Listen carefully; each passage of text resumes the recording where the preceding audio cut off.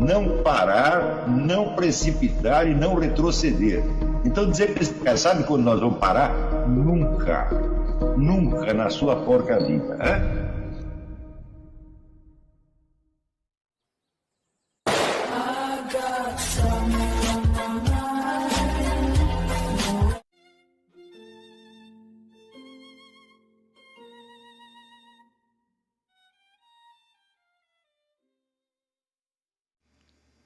E aí pessoal, tranquilo? Então vem aqui antes do vídeo começar, pedir para vocês se inscreverem, quem não for inscrito, compartilhar, curtir, comentar. Quem puder seja membro do canal, que isso ajuda bastante. Tem também o link do Apoia-se. Quem puder ajudar nosso canal e apoiar financeiramente vai ser muito bem-vindo. Mas o mais importante é transmitir o conteúdo e os conhecimentos do professor Olavo de Carvalho para mais e mais brasileiros. Então compartilhe e ajude aí nossa causa. Muito obrigado a todos os membros, apoiadores do canal. Fico muito feliz. Tenho certeza que a gente está no caminho certo. Então fiquem com o vídeo e até mais. Valeu! Vamos dizer, a angústia generalizada, né, de não ter a que se ater. A pessoa não tem um ponto de orientação na existência. Esse período, evidentemente, ele não era muito favorável à especulação filosófica, porque a especulação filosófica pressupõe, por um lado, um motivo. Esse motivo é certamente uma dúvida, um espanto, uma perplexidade, mas ele pressupõe, por outro lado, alguns meios. Tá certo? Então, os motivos já existiam nesse período, quer dizer, perplexidade não faltava, mas faltavam os meios. Os meios seriam, em primeiro lugar,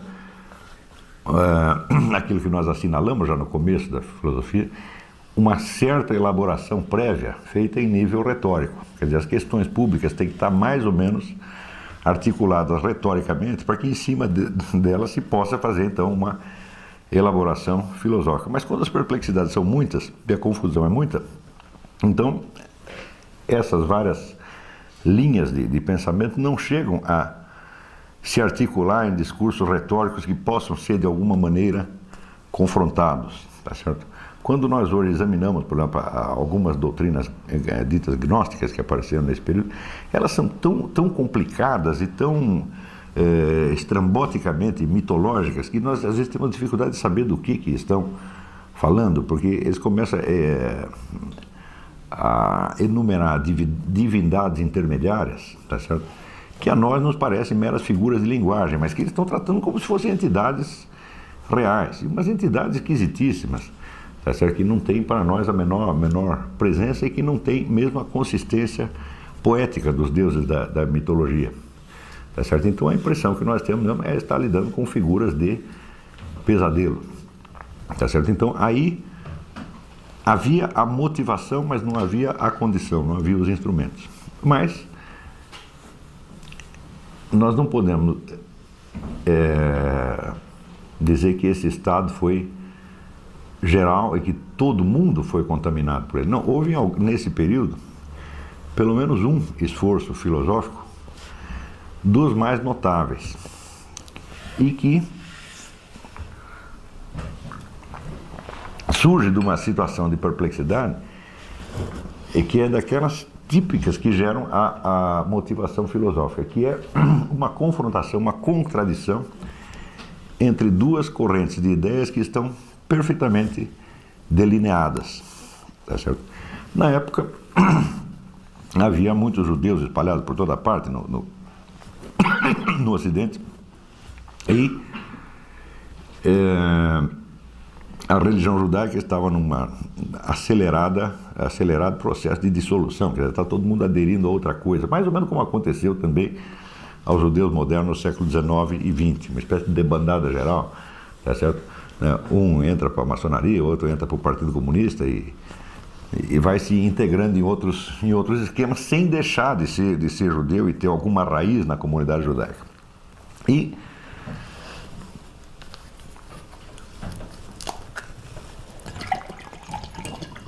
nessa altura havia, então, entre os porta-vozes, representantes da tradição judaica, uma preocupação muito grande com esta confusão. Eles temiam que as novas gerações de judeus já não conseguissem sequer compreender do que Moisés estava falando, mesmo porque a maioria deles já não sabia falar hebraico, e a educação deles inteiramente latino-grega. E foi justamente um desses camaradas que, não sabendo falar hebraico, mas se considerando um judeu de coração, ele tenta fazer uma confrontação entre a tradição judaica e a filosofia grega. Tomada, vamos dizer, a tradição judaica na sua expressão bíblica, tá certo? E já com todos os comentários tradicionais, portanto você tem uma doutrina perfeitamente exposta e bem conhecida, e do outro lado, tomando a tradição grega na versão que aparecia na Academia Platônica, tá certo? Então, essa é uma situação de contradição e de perplexidade, mas não de total confusão. Quer dizer, a total confusão não pode ser elaborada filosoficamente, ela tem que ter uma primeira elaboração num nível, pelo menos, poético-retórico, tá certo? Mas, neste caso, não. É uma contradição, uma confusão, mas filosoficamente elaborável. Então aparece esse cidadão que chamava Filon, da cidade de Alexandria, e ele tenta expressar o judaísmo nos termos da filosofia grega, com a ideia de que mais ou menos tudo aquilo que os gregos tinham descoberto e elaborado já estava, pelo menos em germe, dentro da Bíblia, tá certo? Então ele escreve um livro que se chama A Criação do Mundo segundo Moisés, que é um dos grandes livros filosóficos de todos os tempos.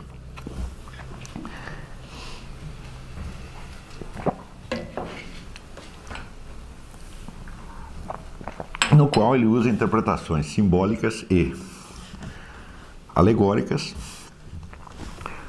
para buscar identidade entre as doutrinas bíblicas e o ensinamento de Platão, particularmente como aparece de Platão e de Aristóteles, mas particularmente de Platão, tal como aparece no livro Timeu. Esta expressão de uma doutrina bíblica em termos filosóficos gregos, ou vice-versa, de uma filosofia grega em termos bíblicos, é uma coisa que nós vamos ver reaparecer muito mais tarde dentro do contexto cristão. Já certo? Inclusive, essa questão das interpretações alegóricas, durante toda a história do cristianismo, haverá uma elaboração muito profunda da técnica da interpretação alegórica. E o curioso é você ver que uma boa parte disso já estava em Filon de Alexandria antes do cristianismo. Filon nasceu aproximadamente uns 40 anos antes de Cristo e morreu uns 40 anos depois. E ele não teve contato com o cristianismo. Ele aparentemente não ficou sabendo, pode ser que tenha ficado sabendo, mas não, na obra escrita não aparece nada disso. Então ele está lidando exclusivamente com o Antigo Testamento e com o material grego. Existem muitos autores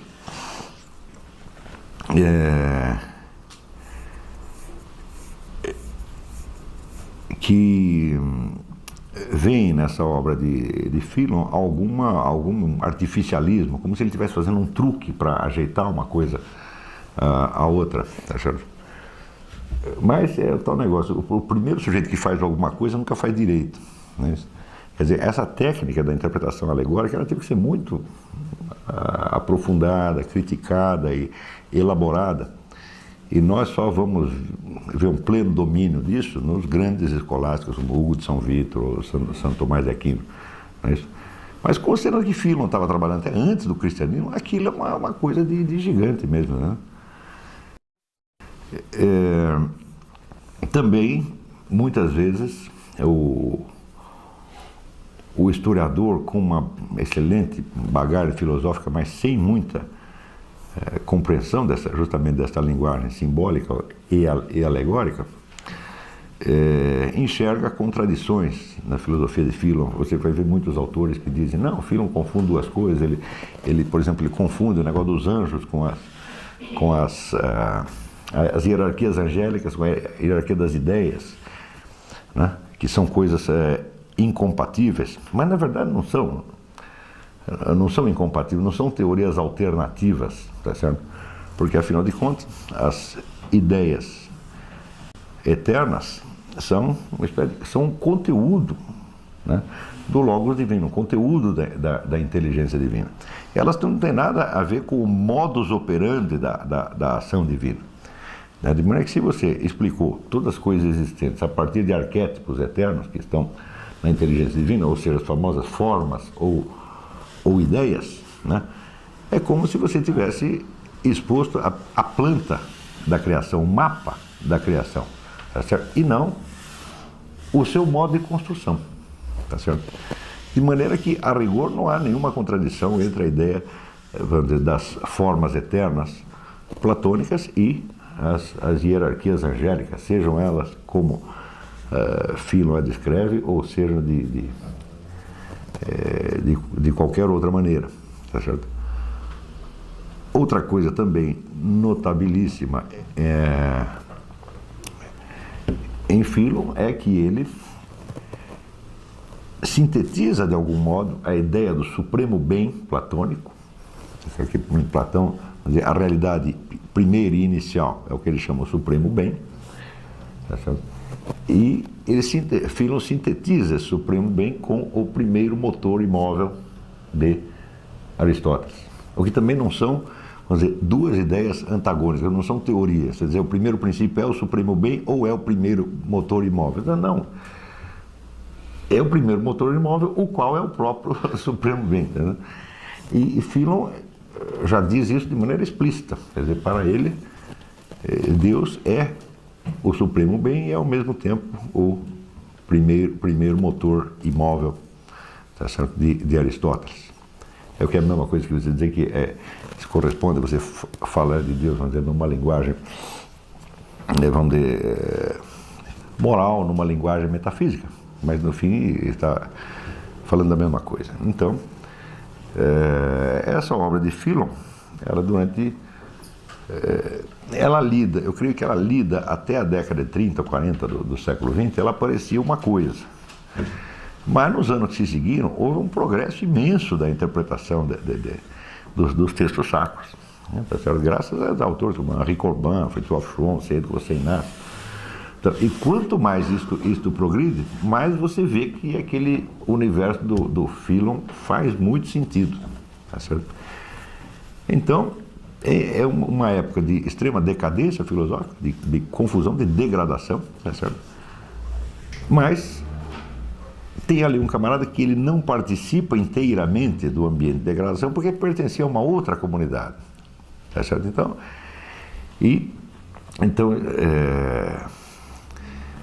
Vamos dizer, ele não podia se considerar um indivíduo que estivesse desorientado apenas por causa da queda da polis. Ele não está desorientado com coisíssima nenhuma, ele está com a lei de Moisés debaixo do braço, ele está sabendo perfeitamente o que ele estava fazendo, tá certo?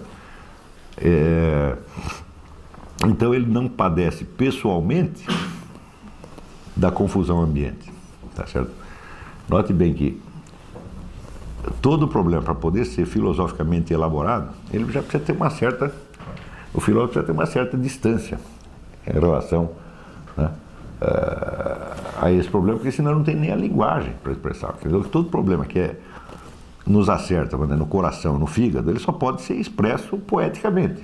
Se não tem nem expressão poética, ele não tem elaboração nenhuma coisa, não tem nem nome. Tá certo?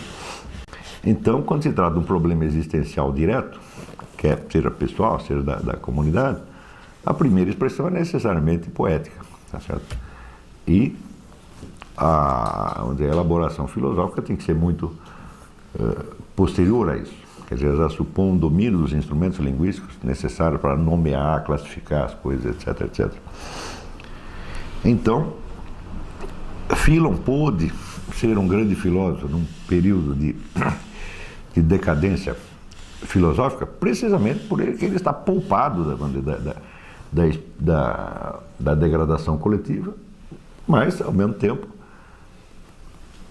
ter na mão um problema, vamos dizer, filosófico passível de ser equacionado e tratado, né, que é o problema exatamente da relação entre a sabedoria judaica e a sabedoria grega. Note bem que até hoje, de vez em quando surgem esses problemas de influência de uma tradição na outra, né? Então, evidentemente, o defensor ou porta-voz de uma tradição tenta mostrar que a dele é mais antiga, mais bonita, e que negócio, tudo que ele sabe é aprendendo com a gente, né? E se isso for interpretado historicamente, tá certo? Então, evidentemente, tudo que o Philon diz está errado, porque não há nenhuma prova de que algum sujeito discípulo de Moisés tinha ido até a Grécia e ensinado nada para os caras. Não há nada. Historicamente, isso não faz sentido. O que faz sentido é de uma prioridade, de certo modo, ontológica. Vamos dizer que o conhecimento que os judeus tinham de Deus é um conhecimento, assim, podemos dizer que foi por uma experiência histórica. Todo o trajeto dos judeus tinha sido um constante diálogo com Deus. A história praticamente é sempre a mesma. Deus manda eles fazer alguma coisa, eles não fazem direito, daí se ferram todo, daí volta para trás, conserta, começa de novo. São 5.000 anos que o negócio está assim. Tá certo? Então tem uma experiência da coisa, tá certo? E por outro lado, como eles estavam muito interessados na sua própria história e nas suas relações com Deus, eles tinham relativamente pouco interesse pelo universo físico em torno. Ou seja, praticamente a totalidade dos assuntos que nós lidamos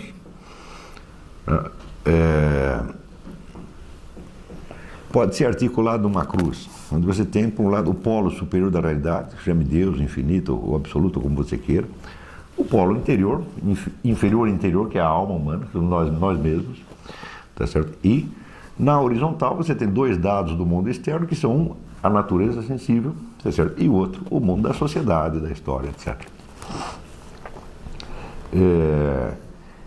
Então, nós podemos dizer que o mundo judaico, ele se articula todo em torno de dois polos, Deus e a história.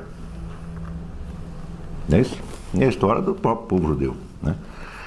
As referências à alma individual são poucas e as referências à natureza física são puramente ocasionais. Ora,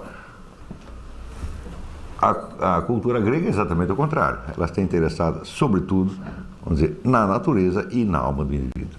Tá certo? Então, claro que está interessada também na polis, na constituição do Estado, etc, etc. Porém, não como um fenômeno que deve ser estudado em si mesmo, e sim como uma consequência normativa a ser extraída do conhecimento da natureza e da alma humana. Conhecendo a constituição do cosmos e a constituição da alma humana, então daí nós deduzimos como deve ser a constituição do Estado. Tá certo? Mas você não verá neles, por exemplo, um interesse pela sua sociedade considerada historicamente, tal como você vê entre os judeus, que tem uma espécie de registro da continuidade da história. Não é só um registro, eles não têm um registro, eles têm uma reflexão histórica, dizendo, olha, hoje está acontecendo tal coisa porque 15 anos atrás Deus mandou fazer tal negócio, nós não fizemos, daí deu tudo errado, vamos tentar de outro jeito. Quer dizer, é uma contínua reciclagem da sua consciência histórica. Isso é característico do judeu. Hoje todos nós tentamos fazer isso, né? Exceto o brasileiro. O brasileiro aconteceu um negócio semana passada e já esqueceu. Então, quando vem a consequência, ele não junta, né? O Gilberto Amado que dizia que quando viu um brasileiro capaz de juntar a causa e consequência, ele tinha um orgasmo. Né? Então, tão raro que é isso aí, né? Mas, de modo geral, as sociedades modernas têm um grande interesse em saber, vamos dizer, a conexão histórica de causa e efeito daquilo que está ali acontecendo, né? Mas os judeus já tinham isso numa época em que ninguém tinha pensado nisso e, em compensação, não tinham praticamente nenhuma ciência sistematizada do cosmos, tá certo? E nem da alma individual humana, não é isso? A ausência do interesse pela alma humana vem do fato de que o destino de cada judeu era o destino da comunidade judaica. Se a comunidade vai bem, vai bem. Se vai mal, vai mal. Então o problema não era a salvação da alma, era o problema a salvação de Israel. Mais tarde, a igreja verá nisto também uma analogia da alma. Não é isso? E tudo aquilo que você vê Deus falando a propósito de Israel no Antigo Testamento pode ser interpretado analogicamente como referido à alma do indivíduo num outro plano. Quer dizer, cada um de nós também é esse povo judeu que é premiado com o dom da profecia. O dom da profecia é inerente ao ser humano, nenhum bicho faz profecia. Quer dizer, o ser humano é profeta por vocação, e essa vocação aparece de uma maneira mais patente no povo judeu, com um chamamento, com o anúncio de uma vocação, tá certo? E esta vocação às vezes o povo se aproxima dela no sentido da sua realização, às vezes a esquece e atrai. Então aí tem toda uma dialética da vocação, destino, realidade e providência. Então este era o mundo judaico. O mundo grego era um mundo completamente diferente.